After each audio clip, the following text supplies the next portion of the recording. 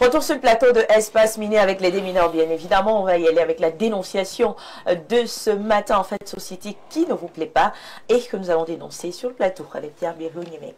Alors, Viviane André, la dénonciation de ce matin est en droite ligne de ce que nous allons, ce dont nous allons parler en termes d'analyse. Nous allons, avec la complicité de la régie, nous faire passer une image.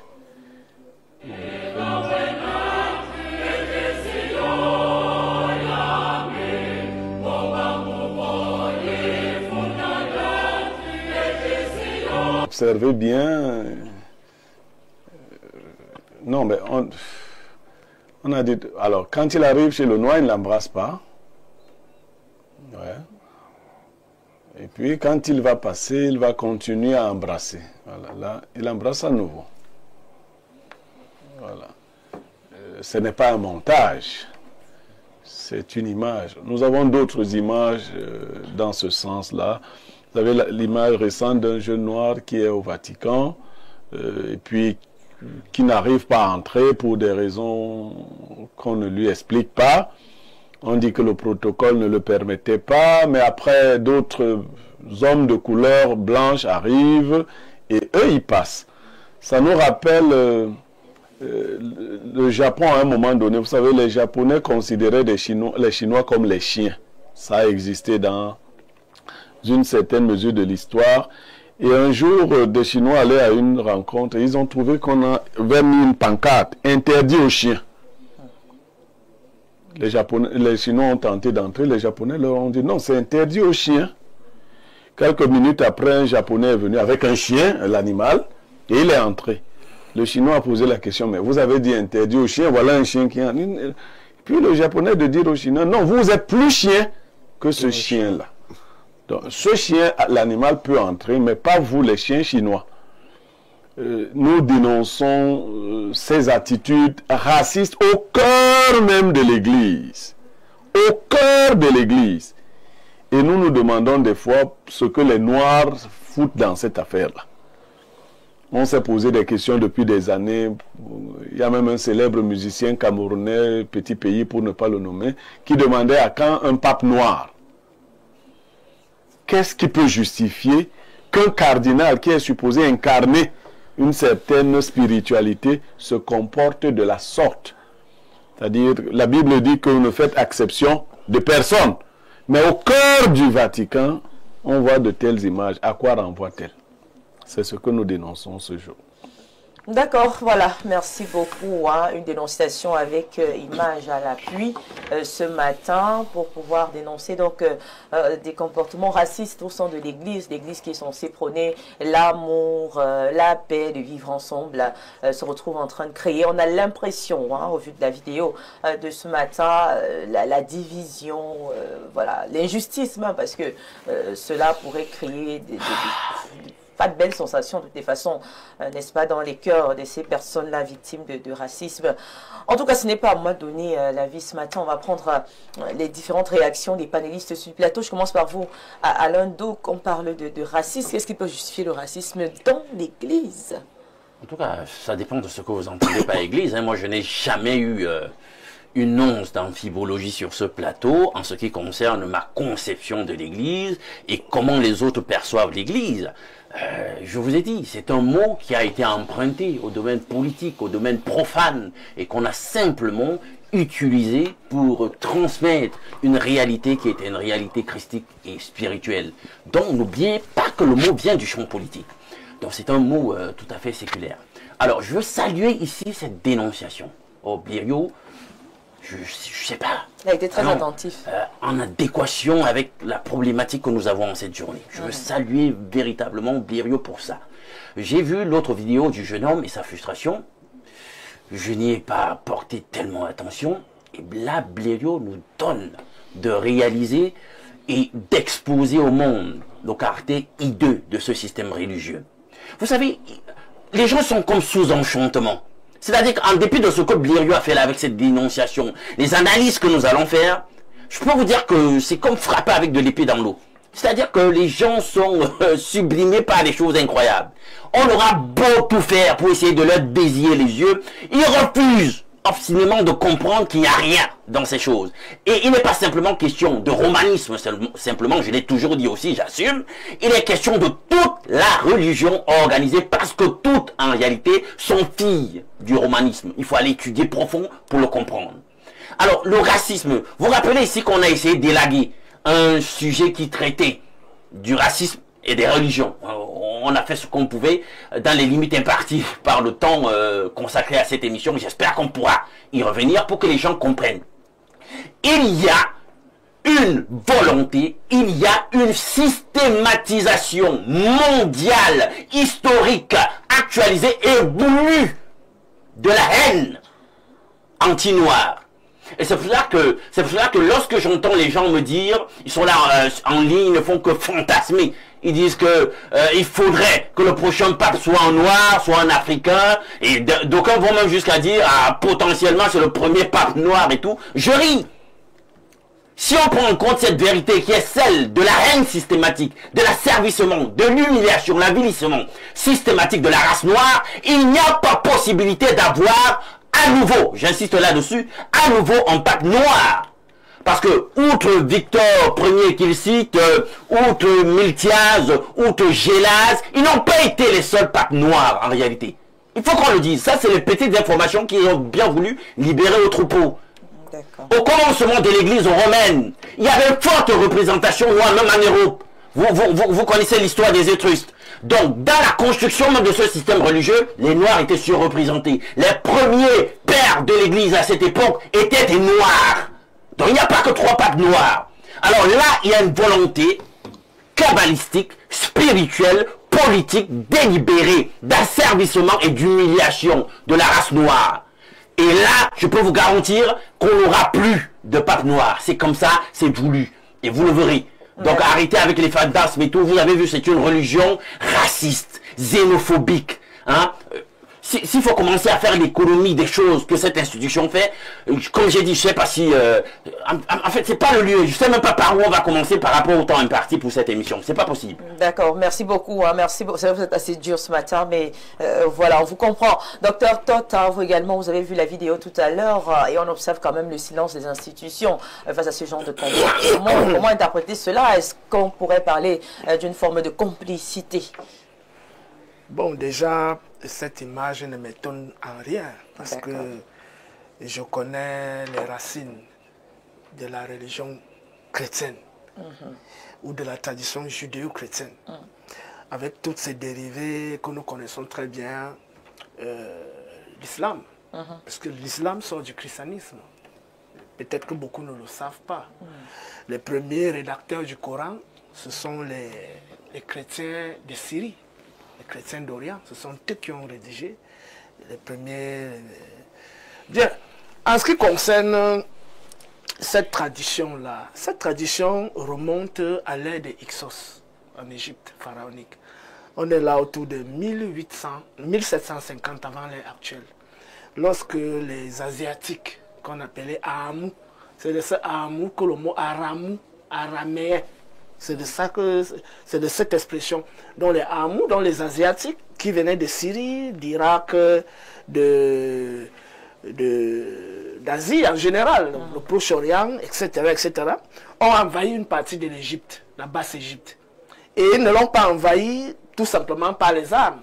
C'est parce qu'à une certaine période, il y a eu une grave crise, la guerre civile qui a eu lieu autour de 2100 avant l'ère actuelle, puisque le peuple s'était révolté contre des pharaons despotes et ils les ont renversés. Pendant cette guerre civile, les frontières étaient poreuses, les Asiatiques ont donc commencé à affluer vers la zone de la Méditerranée. Et une fois ils s'y sont installés, dès l'an 2000 avant l'ère actuelle, jusqu'à l'an 1700. Donc pendant 300 ans, ils ont afflué abondamment et à un certain moment, ils ont pris le pouvoir dans la basse Égypte. Ils ont régné dans la terreur, ils égorgeaient des petits-enfants, ils éventraient des femmes enceintes. Pour enlever les bébés. Ils pratiquaient les pratiques que nous connaissons aujourd'hui, la sodomie sur les Noirs, etc., etc. Tout cela est documenté, c'est juste parce que je ne suis pas venu avec cette documentation ici. Et c'est de ces peuples-là que sont issus les Abirous, dont l'expression va devenir hébreu. Donc les Hébreux maintenant, avec la complicité de certains prêtres internes, qui étaient déjà métis, qui avaient déjà subi le métissage entre les Hyksos et les Noirs locaux. Il y a eu un prêtre qu'on appelait Hossasef Mahamose. C'est lui qu'on va nommer Moïse dans la Bible. Il est donc entré en complicité avec les Hyksos pour renverser le pouvoir égyptien. Et il leur a rédigé une constitution, des lois. Ça, c'est documenté dans les textes égyptiens, au-delà de ce que dit la Bible. Voilà. Donc, il faut confronter la thèse de Moïse dans la Bible et la thèse de Moïse dans les écrits pharaoniques.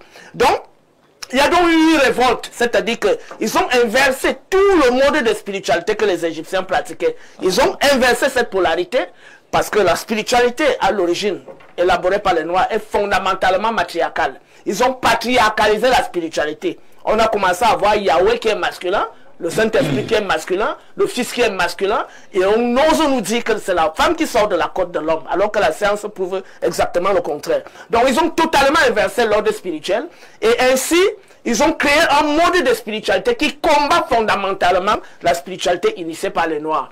Et c'est ainsi que, n'ayant pas assez de pouvoir à cette époque, ils se sont retirés de la zone de Palestine, et pour se reconstituer plus tard avec l'invasion assyro-babylonienne, l'invasion perse, l'invasion grecque, l'invasion romaine en Égypte. Une fois l'autorité des pharaons a été renversée, c'est ainsi que ces Habirous, qui sont devenus les Hébreux plus tard, ont établi une coalition avec les Grecs et les Romains pour punir définitivement le peuple noir. Donc c'est un complot mondial contre le peuple noir. Et ils ont donc inventé des histoires selon lesquelles les Hébreux étaient en esclavage en Égypte pendant 400 ans, que les Égyptiens les torturaient, etc.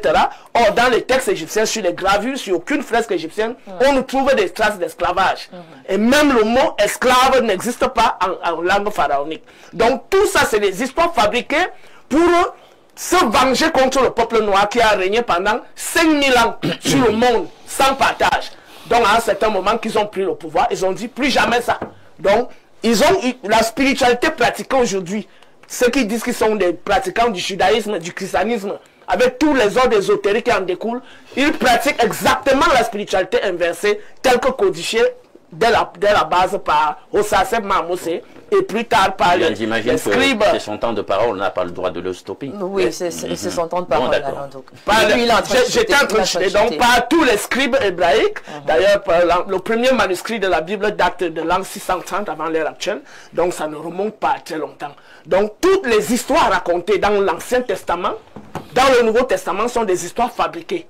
Donc, et si il y aura un rebond là à ce sujet, je pourrais davantage apporter des arguments, mais déjà dire que c'est une revanche contre le peuple noir qui a régné dans le monde pendant 5000 ans sans partage. Bien, petit argumentaire concernant l'esclavage et le possible exode ou pas d'un certain peuple en Égypte.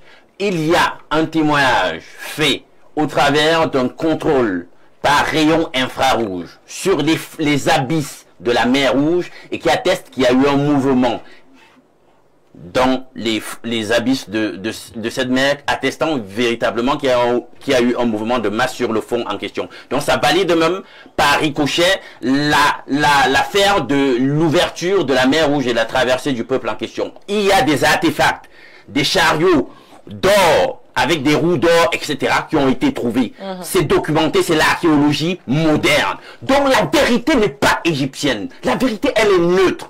Donc il faut confronter les vues et essayer de trouver où se trouve la vérité médiane. Ce que vous faites, c'est la religion. Et on instrumentalise aujourd'hui la sphère dite académique pour créer une religion dont les gens ne sont même pas conscients qu'ils sont en train d'être embastillés dans une religion. C'est-à-dire que idéologiquement, n'oubliez pas, la religion, c'est aussi quoi? C'est un système de croyance. Si déjà vous êtes dans une religion où on n'accepte même pas la contradiction, tout ce qui peut venir de l'autre, c'est forcément déjà faux, c'est tranché. La Bible ne dit rien. Or, vous savez bien que jusqu'en 1850, la bande de terre appelée la Palestine ou Israël était considérée dans l'histoire documentée comme l'Afrique du Nord-Est. Vous ne pouvez pas venir aujourd'hui nous dire que tout ce qui pouvait venir de là n'était pas nègre. D'ailleurs, nous avons des artefacts, nous avons l'archéologie moderne qui montre que les Cananéites, les Cananéites étaient effectivement des Égyptiens, c'était des peuples noirs. Et il y a eu un amalgame Même quand vous lisez la Bible, on vous dit que pendant l'Exode, quand Israël est racheté de sa servitude, on dit qu'il y a des peuples du continent qui vont avec Israël. Donc il y a déjà ce melting pot. Arrivés, ils investissent Canaan, où il y a des Égyptiens et il y a des amalgames encore. Merci à l'histoire des Vous ne pouvez pas venir dire ici que c'était des Asiatiques. Vous allez vous calmer. Merci beaucoup. Merci à Landou. On va passer la parole au révérend Bayon, à qui j'aimerais demander, hein, si selon certains ouvrages, quand on essaie de lire, beaucoup pensent que justement Jésus était un Africain noir. Pourquoi alors avoir un pape noir relève d'un fantasme? Non, je pense encore que c'est des balivernes. Hein, vous voyez, il y a un certain mouvement aujourd'hui qui africaniste extrémiste qui essaye de se frayer un chemin et qui essaye de battre, n'est-ce pas, en brèche toutes les vérités scientifiques, archéologiques du passé. C'est fort éloquent tout ce que notre frère a dit tout à l'heure, mais il y a, comme il a dit qu'il a des documents, il a des documents, bien sûr, nous serons prêts d'observer cela. Mais je veux aussi attirer votre attention que il y a rien d'aussi sûr que ces vérités qui ont été traduites par le passé. Vous dites c'est un mensonge. Quand vous dites c'est un mensonge... Il s'agit de la dénonciation de ce jour ou bien du thème. Nous allons la dénonciation. Toi, tu as fait un exposé égyptologique. Il n'y a plus la dénonciation. Non, j'en viens le temps. C'est juste une petite parenthèse. Je veux simplement... Et tu as raison. Je veux simplement dire que, puisque ce n'est pas notre sujet, et revenir à la trajectoire de la dénonciation, pour dire qu'il ne faut pas qu'on nous raconte des histoires parce que nous sommes noirs. Ça aide à notre ego à se réjouir, mais je veux dire qu'il faut que nous restions dans la vérité. Et j'aimerais dire à tous ceux qui, n'est-ce pas, prennent différentes allégations dans les réseaux sociaux et tout, des petites coupures de journaux, des petites coupures de vidéos que des individus ont fait dans leur chambre et qui, n'est-ce pas, se mettent sur la place publique comme des vérités scientifiques, il faut les ramener encore à aller chercher les vérités scientifiques dans les lieux où il le faut, qui sont des lieux... Mon père, on a quand même vu une vidéo, hein. On a vu une vidéo où on voyait quand même un cardinal qui a embrassé ses autres confrères, je vais les appeler ainsi, et arrivé au niveau du noir, il a sauté, ça veut dire il a salué, et puis il a estimé que lui ne méritait pas ce genre d'accolade. Qu'est-ce que vous pensez de la vidéo? Mon commentaire dessus, c'est que ce n'est pas un problème blanc ou noir, c'est un problème humain. Nos frères ici au Cameroun nous torturent. Nos autorités nous torturent quand ils ont du pouvoir. C'est pour ça qu'on ne dénonce pas cela. Quand quelqu'un... Non, je suis en train de dire que je dénonce. Je ne fais pas le procès d'une organisation religieuse. Je dis simplement que cet homme a eu tort de faire une telle chose. Mais c'est un homme blanc qui faisait ça au noir. Bon, moi, je n'ai pas vu un homme blanc. Moi, je veux un homme sans couleur. De voir. Non, mais de voir un garçon. Révérend. Laissez le révérend analyser. Non, la langue de bois. Non, vous avez analysé. Non, permettez-moi de voir à ma façon et dire que c'est un problème humain. Oui, justifiez votre... Les Noirs, comme, n'est-ce pas, ces mouvements africanistes, sont en train de faire la même erreur qu'ont fait les Blancs. C'est-à-dire, beaucoup sont en train de tout prendre en noir, peindre des Jésus en noir, des Maries en noir, ramener des Juifs en Afrique jusqu'à... Il y en a certains qui prennent ici à Bagante, ils trouvent des... Révérend, il faut avoir de bonnes assises théologiques pour comprendre ça. Si vous-même vous restez simplement pour faire dans l'équilibre, pour l'équilibre, vous serez à côté de la plaque. Non, parce que je vous ai donné... Écoutez, là, c'est pas un débat. Non, le sujet sur la race. Le sujet sur la race. La dernière fois, je lui ai donné des éléments théologiques, mais le révérend m'a dit qu'il continue à dire que ce ne sont pas des problèmes. Non, écoutez, il faut des assises théoriques. Vous ne pouvez pas former votre argumentation sur des allégations. Comment c'est allégation? Non, ce que je dis, c'est-à-dire vous avez 5 minutes simplement pour dire un certain nombre de choses. Je dis mon commentaire sur cette situation, premièrement, c'est quelque chose d'anormal. Ça, c'est clair. D'accord. Mais je ne trouve pas que c'est blanc ou noir parce que c'est humain. C'est dans la plupart des organisations religieuses, beaucoup d'organisations religieuses, certaines personnes qui sont en pouvoir mettent, n'est-ce pas, des freins à d'autres qui essayent d'entrer à l'intérieur. Je dis c'est quelque chose qu'on a vu et qu'on voit, qu'on sait, et qu'on dit ici, on est en train de décrier que c'est très mauvais. Ça veut dire que dans l'organisation religieuse roumaine, c'est un problème qu'ils doivent, n'est-ce pas, régler. Le problème du racisme à l'intérieur de leur organisation. Mais quelle devrait être la réaction des chrétiens face à ce genre de comportement? Et même la réaction de l'Église, quand même, quand on voit ce genre de choses. Non, le problème qui se pose, c'est que nous ne croyons pas en la religion, nous croyons en Dieu et à la parole de Dieu. La parole de Dieu demeure claire. Que de tels comportements ne sont pas dignes de Dieu, ne sont pas dignes d'un serviteur de Dieu. La parole de Dieu est claire. Vous pouvez voir un pasteur qui se comporte d'une mauvaise manière. Vous n'êtes pas censé suivre cela. La parole de Dieu reste le juge de tout, y compris de ceux qui prétendent représenter cette parole. Donc nous disons simplement que le comportement de cet homme religieux-là, n'est-ce pas, est un comportement que nous décrions et que l'organisation romaine devrait se pencher sur les questions des inégalités raciales dans son sein. C'est-à-dire vous n'appelez pas ça racisme, mais plutôt inégalité, tout simplement. Oui, tout à fait, parce que beaucoup de noirs... Vous n'avez pas vu un blanc, quoi. Vous voyez juste un être. Vous allez voir que dans le collège des cardinaux, vous allez voir juste quelques noirs. D'accord. Et pourtant, nous voyons que la population catholique roumaine dans le monde est majoritairement en Afrique ici, et elle est noire. Mais comment se fait-il que nous avons juste quelques archevêques, quelques cardinaux qui soient des noirs? Donc il doit revoir cette politique. D'accord. Voilà, merci beaucoup. On va passer la parole à Pierre Blégonier-Mec également pour son analyse concernant cette dénonciation du jour. On a vu une vidéo d'un cardinal qui a embrassé uniquement ses frères blancs et qui a décidé de ne pas le faire pour le noir. Pourtant, en ce moment, les Africains espéraient même avoir un pape noir, avoir une fumée noire qui sortirait. Pierre Blégonier-Mec. Alors, il y a une technique qui consiste à banaliser les choses en refusant de les désigner de manière claire. Viviane Andrea, tu es étonne. Tout est étonne. Ce n'est pas du tribalisme, vous êtes des étonnes. Maintenant, si tu arrives ici, tu salues seulement toutes. Tu ne nous salues pas. Là, tu deviens tribaliste. On est d'accord? Tu poses un acte de tribalisme. On ne va pas voir seulement quelqu'un. On va voir une étonne qui fait du tribalisme, étonne. Donc, il n'y a pas seulement un homme qui... Non. Il y a un blanc qui a une attitude condescendante d'abord. Parce qu'il y a une histoire qui indique que pour certains blancs, nous sommes, nous de la couleur noire, des sous-hommes.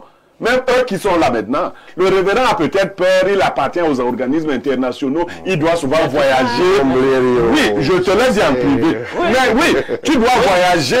Et puis, c'est pour ça, je quitte votre cas. Vous verrez au Cameroun, il y a des gens qui sont fondamentalement contre l'homosexualité. Mais comme ils travaillent avec des organismes de l'Union européenne, vous leur posez les questions sur l'homosexualité, ils restent ambigus. Ils disent non, vraiment, chacun est libre avec son corps. Chacun n'est pas libre avec son corps. Moi, bloquer mon voyage. Chacun n'est pas libre d'être homosexuel. On n'est donc pas libre d'être raciste. D'accord. Alors, ce blanc est d'autant plus dangereux qu'il est dans les ordres. C'est-à-dire, c'est un cardinal qui doit incarner des vertus. Cette église-là, les Noirs en font la force.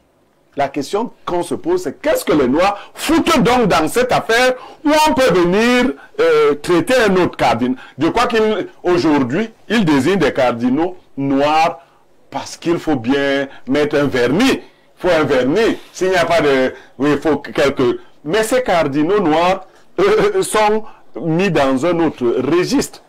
Quand j'entends les gens rêvasser, c'est comme ça que j'appelle ça en disant qu'on pourrait avoir un pape. Alain Douk, les papes dont tu parles, ce n'est pas à toi que je vais l'enseigner. L'église n'était pas encore organisée comme elle est aujourd'hui. Hein. Dans la nouvelle organisation de l'église catholique romaine d'aujourd'hui, on n'a pas vu un pape noir. Dans la nouvelle organisation. Et il n'y a même pas de possibilité que ça arrive. Parce que c'est, comme on va le voir dans l'analyse, c'est un grand enjeu. C'est un grand enjeu. Vous avez vu, on a chassé un pape blanc récemment, qui ne rentrait pas dans les canons. Si un noir vient là-bas et dit qu'il interdit l'homosexualité, vous savez ce que ça peut créer? S'il vient là-bas et dit que il ramène la polygamie à l'église. Parce que tout ça, c'est des fabrications. Maintenant, sur cette question, il faut condamner. Si un noir se comporte de la sorte, Je vous prends une boutade, j'étais dans un véhicule dernièrement, un gars qui gérait la circulation veut bloquer un monsieur, un blanc, qui est devant nous. Il dit non, dans vos pays, on nous bloque souvent. Vous savez qu'on était au Carrefour Mec.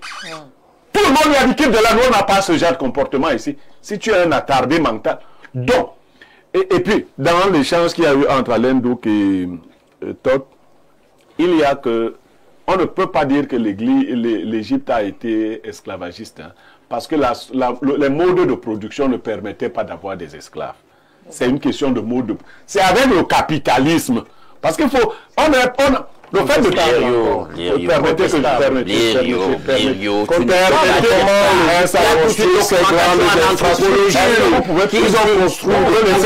Alain, vous pouvez laisser que quelqu'un d'autre dise quelque chose. C'est des esclaves. Ce n'est pas parce que vous travaillez pour quelqu'un que vous êtes esclave.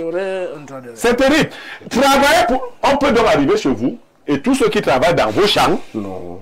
Oui, mais si vous allez bien faire des recherches. Je dis que si on arrive chez vous, vous allez découvrir que toutes les sociétés qui se sont développées se sont développées en esclavagisant d'autres peuples.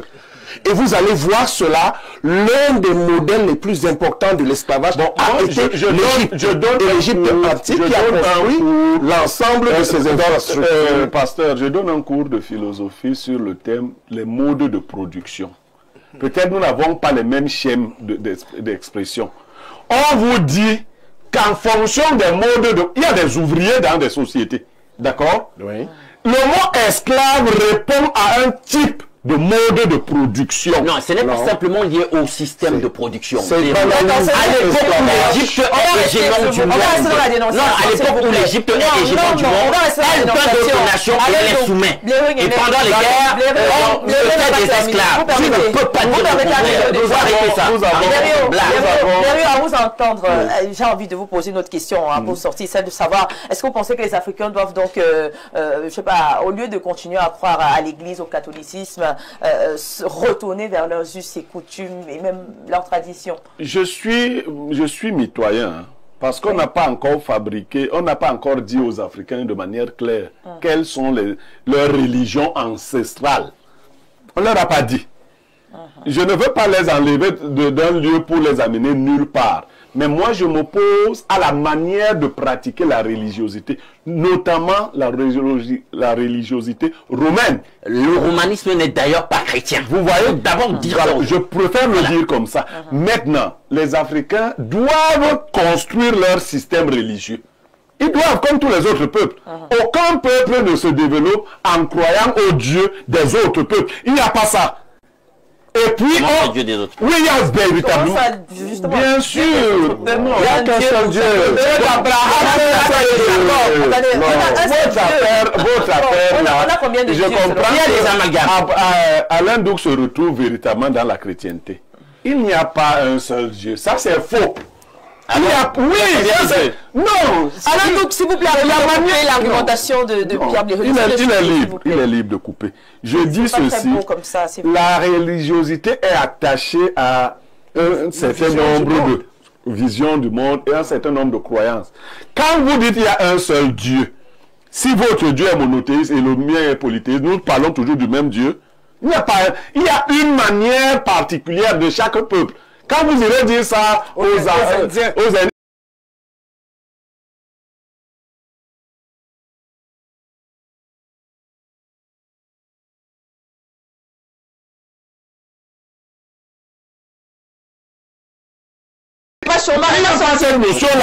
va sortir. Je pense qu'en philosophie, en tant que philosophe, tu sais qu'il y a une vérité. Non,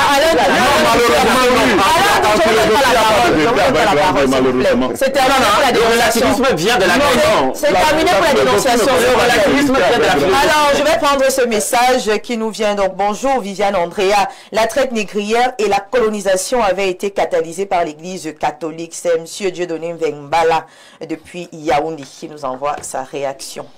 Voilà, vous voyez que même... tout le monde y est. Tout le monde y est.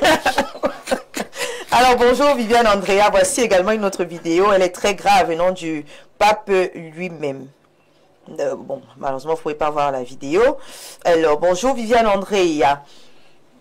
et à tout le panel. Par rapport à la dénonciation, je dirais que le professeur Mike Kounou, alors musicien étudiant, avait demandé au bon Dieu ce que le noir lui avait fait. Toute structure, tout concept est à l'image de son auteur. Le catholicisme est Hélène et les blancs lui donnent une fonction dominatoire. Et il ne saurait donner aux noirs une illusion d'égalité avec eux. Tant pis pour ceux qui croient que la religion catholique est une religion d'équité. Bon, c'est votre point de vue aussi. D'accord. Bonjour à vous sur le plateau. Alors, pour la dénonciation de ce matin, le cœur de ce cardinal n'a pas encore été réellement touché par le caractère de Christ. Il sera touché quand? Il est encore enraciné dans le... Il ne peut pas, la matrice de ce système ne permet pas. Il n'a pas encore été brisé et c'est ce qui prévaut dans cette église. Ils savent tous les livres, mais ne connaissent point l'amour du Christ. Daniel de Voli. Vous ne connaissez pas l'amour du Christ. D'accord. Un autre message. Bonjour Viviane André à tout son panel. Concernant la dénonciation, je vous assure que pour nous qui avons eu la chance de vivre un peu dehors, on dirait que la peau noire est maudite et c'est une situation qui ne pourra pas changer du genre. Rien que pour le fait que tu es noir, ta tête énerve les gens. Du coup, pour qu'on te considère un peu, il faut travailler 5 fois ce que les autres font une fois pour être vu. Thierry Quinfac depuis Dubaï.